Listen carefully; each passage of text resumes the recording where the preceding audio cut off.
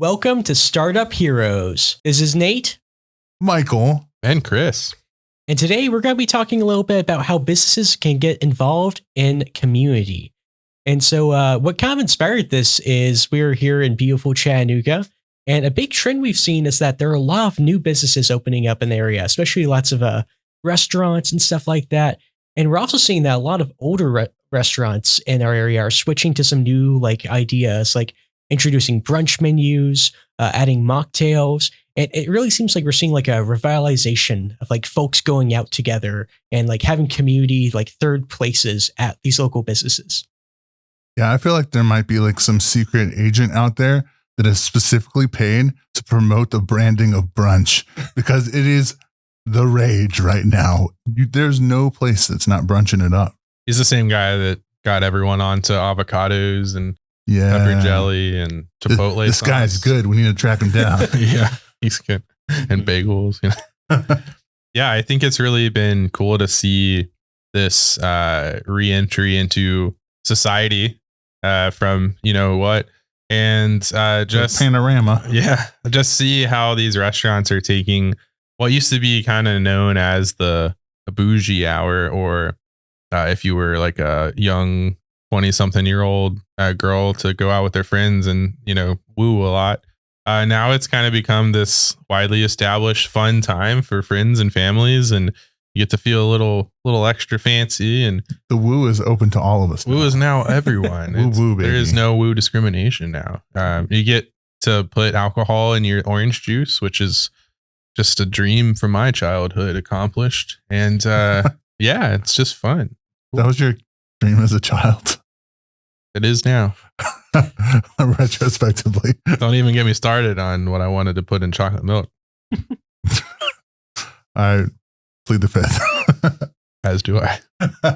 Well, what I think is really exciting about this is the fact that I think it's really local businesses finding a new way to appeal to new people, because they're really focusing on the idea of we are a third place where people can come together, where their focus isn't on, how many tables can we fill, or how fast can we get people in and out, where they're kind of encouraging, come in at traditionally odd hours and hang out at our restaurant and bring your family, bring your friends, and just enjoy yourself. Yeah, I think it's been a smart way for businesses to take, kind of like you said, extend their hours. And instead of just, we serve lunch earlier, they're let's create an entirely new menu. And some of them only do it certain days, like weekends or whatever. But there's been a lot more that have been doing just, we always have this as an option during these hours on 7 days. Yeah. And it seems like brunch is not the only new trend that's emerging with that. There's also been, Chris, you've talked to us about how you're seeing a lot more meal sharing stuff pop up in our area. Do you want to talk a bit about that? Yeah, I'm a huge fanboy of Mac's Kitchen and Bar. Shout out to Chef Brian McDonald. You make the best food I've ever had. And they have their, I think it's Friday and Saturday nights, they have their 2-person date night special. It's $100 and it comes with, I think it's 5 courses and a bottle of wine for each, for 2. And then Calliope, which is in the Proof Incubator, they do what's called modern Levantine food, which from what I understand is a region of food. The chef is from Jordan, and so it's kind of Middle Eastern influence food. So really heavy spices like saffron and yummy stuff like that. They have just come out with something called Sofra or Sofra, Sofra, I think. And it's a also for 2 people. I think you choose your protein, and then the rest of the dishes are chosen by the chef to complement what you got. So both of those are very local, farm to table oriented, and both very experientially based. And you kind of just trust the chef to make good stuff. And I've never been disappointed by them. And it's really cool. That's awesome. Yeah. Okay. This is way less fancy than any of those, but I always return back to Taco Bell. I don't know why. That's my fast food guilty pleasure. Home is home. Okay? Yeah. I mean, it's home. Yeah. It's home, right? It's so comforting. But yeah, I was really skeptical at first when I saw Taco Bell breakfast, but then I kept seeing the ads for it, and even as I was going to Taco Bell for normal, regular lunch and dinner stuff, I'd see the posters plastered on there for the breakfast, and I was like, man, that breakfast crunch wrap looks really good. And then I got it one day. I made a special trip just for it. I was like, I'm going to plan to go there this Saturday morning. Today's the day I try the breakfast crunch wrap. It was really good. I don't trust fast food breakfast, man. I can't do it. Yeah. I used to work at McDonald's, and like I just see how it goes down. And I just can't do it. I mean, the potato breakfast stuff I talk about, it's entranced me.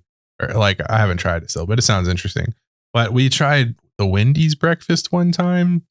They did, I forget what it was. It was something. And then they had their Frosty that was mixed with coffee.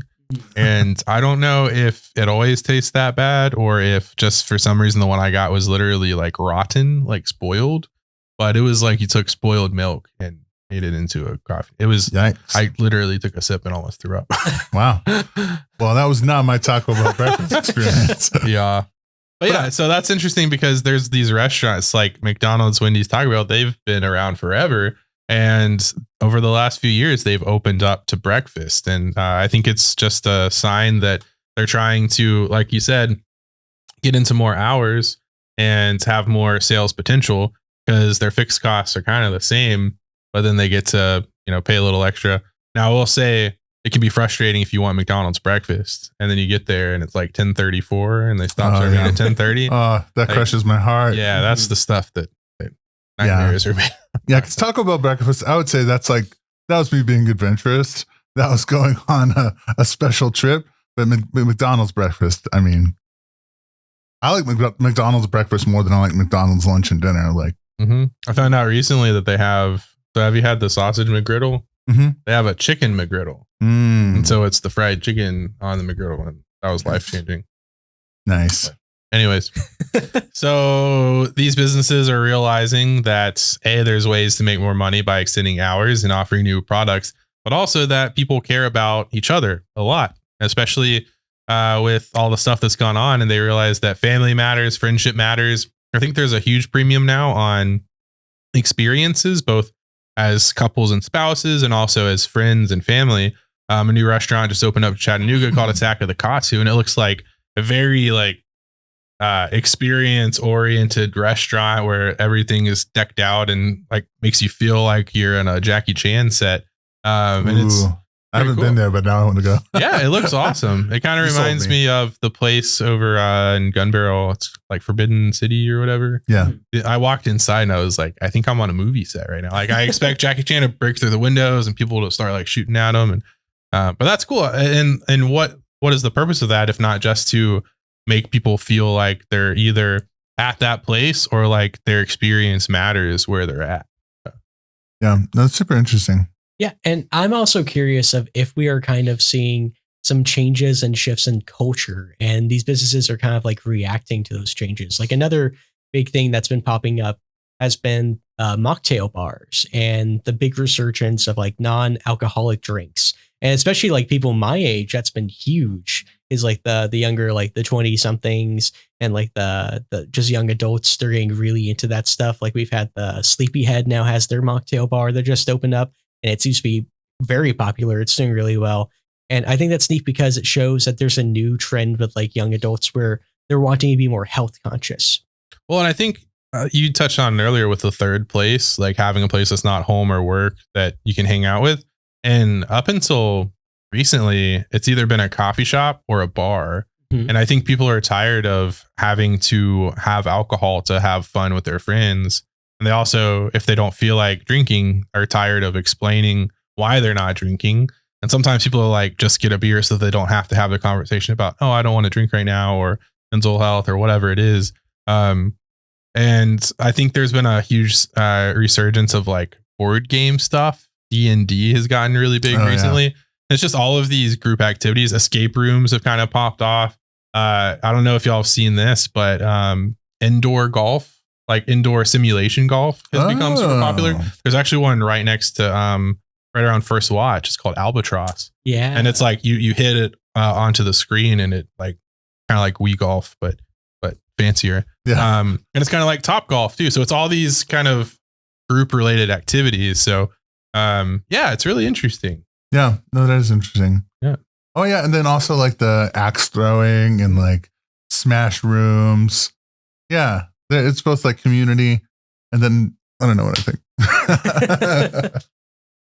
So that makes me think about if community is a big thing and if brunch is a big thing, which is both like extending hours, extending sales potential, and then providing community opportunities. It just leads me to the question of, okay, if you're a place that can't do brunch, like officially, maybe you're not a food restaurant, are there ways that you can open up other streams of revenue? And are there ways that you can add community aspects to your business? Because if you can speak to those things, you can not only capitalize on the goodness of what other people are getting with brunch, but you can also actually add that value to make your people even happier, which could be really cool. So I don't know, you guys have any thoughts for like non-food businesses trying to like brunch it up or community it up? I've got one for, it's one I've been toying around with for New Wave a while, which is our coffee roaster. For those not familiar, you're probably more familiar with wine. So there's this, like a wine tasting. You have a sommelier, which is just super bougie wine connoisseur. And they kind of lead you through tasting wine. You have it for whiskey as well. What coffee has was called coffee cupping.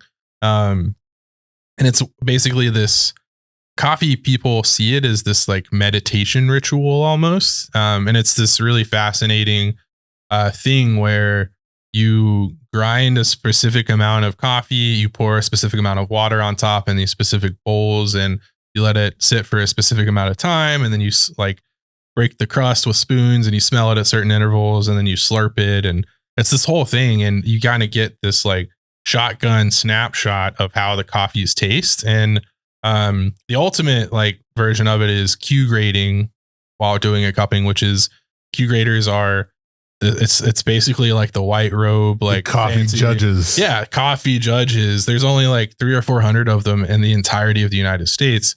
And they have this kind of score sheet that they score the coffee with. And it starts at 85 because if it's below 85, it's not considered specialty coffee. So it's 85 and above, and it's graded on smell and imperfections and yada, yada, yada, and taste, of course. So I think coffee cuppings are a really fun way to have people just kind of experience the finer parts of coffee at a very low impact, low effort dynamic. And so we've been talking about what it would look like for New Wave to have kind of appointment cuppings, or kind of offer it as a product or service that people can like come and do a family or group or friend cupping. So that'd be fun. I like it. Yeah. Maybe the branding for that could be like, are you stressed out and annoyed by escape rooms? You want no time limit and no fear of losing? Come do a coffee cupping and just enjoy the smell of coffee. Yeah, I know another thing that I have seen has been lots of retail places doing like pop-ups and stuff like that, where they'll invite people who, it might be like a food pop-up, or they'll invite like a food truck or something to be near their location. Sometimes they'll do like things where they invite like local creatives. I mean, heck, Be Caffeinated, we did that for October. We had the Art Fusion event where we invited local creatives into our space, and they did like a whole event. So that's a big We thing. had Squirrel Rabbit too. Gelato. Yeah. So that's another big thing, is the idea of, if you have like a retail business, obviously like you have like a location, and just like how using your location as a place to like house a community event, things like that. No, I think that's a great next potential step for lots of people. Like, even if you don't have a retail space necessarily, even if you have an office, you can do something there and have it be community focused, invite some partner businesses that you like, and let the people mingle. That's a valuable thing just in general, because again, the community aspect, we're starved for it. Speaking of mingling, so I think has been thinking recently about the state of networking in Chattanooga, and there's some awesome networking groups. There's so many cool ones, and they each have their own kind of shtick or their own thing. And we think it would be fun to have one that has a community component to it. AKA, what if there was more a focus on nonprofits and small business and artists and musicians, and that became kind of the focus. So when this comes out, there will be definitely information on our social media about our upcoming networking event and what that looks like. And it'll be a monthly event, we think, to start. And we want you there, and it's going to have some really cool education for small businesses that will be really cool, and a huge focus on community and connecting everything that makes the world better. So small business, nonprofits, artists, musicians. Am I missing any? And we'll just leave an extra blank for potential things that we might include in the future that aren't part of that list now. But the one you're thinking of, that's the one where exactly, that one. Yes, that exact that one, right there. Yeah, that one. Amateur or beginner jugglers.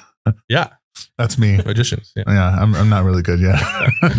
Just watching me picking up balls off the floor. Yeah, but no, I mean that's so cool because, like you were saying, like all the networking events are super awesome. I love them. They have their own special things. Nuka Networking, Creative Mornings, Chamber of Commerce, all of those. Super cool. And so this is just, I don't know, if something's awesome, why not have more?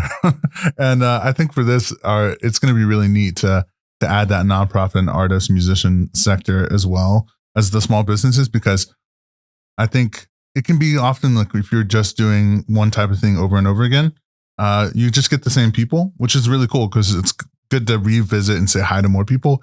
But this, I think, will be a really interesting addition where there'll just be a really fun mix of people that might not normally get to hang out with each other, all of a sudden get to hang out with each other. And when that happens, beautiful things can occur, which is like be the change, like their whole thing between businesses and creativity and mental health and youth. And I think there's just a lot of potential for cool things to happen. The missing one was resources. But I think, so we've had a couple nonprofit networking events so far at Be Caffeinated. I think we've had 2 so far, and we've had between 30 and 60 people at these, and they're all nonprofit leaders. And like a lot of people think in order to help a nonprofit, you have to have money to give them.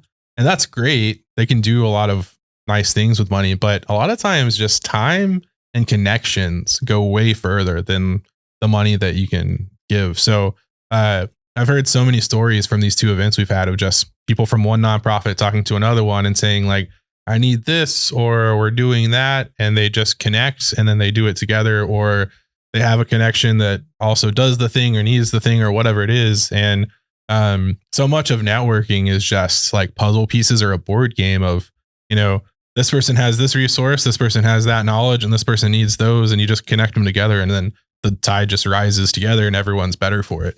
I mean, that's kind of the heart of why we're doing this. And I think it's already what we naturally are inclined to do. And when we go to the other networking groups, we go to all of them, and we love all of them. And we're usually the coffee supply for them. And that's kind of what we're doing there. And so then now we're just kind of, how can we like take those connections and the people that we know and just kind of combine it all together. So really stoked. Yeah. Yeah. I'm personally really excited about the idea of this being a chance to educate as well, because I think we offer a lot of great tools to help teach people. But a lot of times that ends up being on like a one-on-one basis or in like almost like a classroom setting. So this will be great because it'll be very interactive. It'll be a chance for people to get a lot more out of it than they might get from other events where you get to mingle, you get to make those great connections, and you also leave with a new tool they can use for your business. Yeah, it's huge. And something that we do for our paid customers at HiveThink is if they pay us for like personalized brand program or something like that, we do kind of quick and dirty version with a local nonprofit as well. And that's a really fun thing for us, is because we can kind of make our customer feel even better about, hey, if you work with us, we're also going to do something for, you know, a nonprofit that you choose, or here's a list, or we just have one in mind. So trying to just perpetuate that, and it's the Tom Shoes model. Yeah. You know? But yeah. Awesome. Yeah. So speaking of next steps with networking and everything else, we actually have our HiveThink newsletter called The Business Buzz. It's going to be really awesome. Give you some tips, give you some trends, some tactics, and just some hot takes on business and marketing. But sign up for the newsletter so you know when the networking stuff is happening. And also in the next newsletter, there's going to be a survey link. If you go and fill that out, let us know what you think is awesome about networking events, what you would change, what you would add, what you would take away. We're randomly going to choose one of those winners to get a Be Caffeinated gift card, some free coffee. That's pretty awesome. So, and you'll help us make the networking event even more awesome for you. So win, win, win, win, win, win. Yeah. And if you've ever been to a networking event and you've been like, wow, this was amazing and my favorite thing ever, or you were like, man, I wish this had happened, that's where you can share with us, and hopefully we'll be able to make it happen. and bring in people that can help people and do cool stuff. Yeah. So we'll have the link in the description below, or you can just visit hivethinkmedia.com and then you'll be able to sign up for the newsletter there. I think that does it for today, right? I think that does it. Yeah. It was quick. You guys want to go to brunch? Well, let's go to brunch. It's definitely 10 o'clock. I'm so glad it's 10 o'clock. It's actually like 2 o'clock or something. We'll have to do brunch another time. Fair enough. Brunch at Max is amazing. Yeah. Okay. It's a date. Done. This has been Nate. Michael. And today, my name is Chris. Thanks for listening. See you next time. Ba, ba, ba, ba, ba, ba, ba, ba.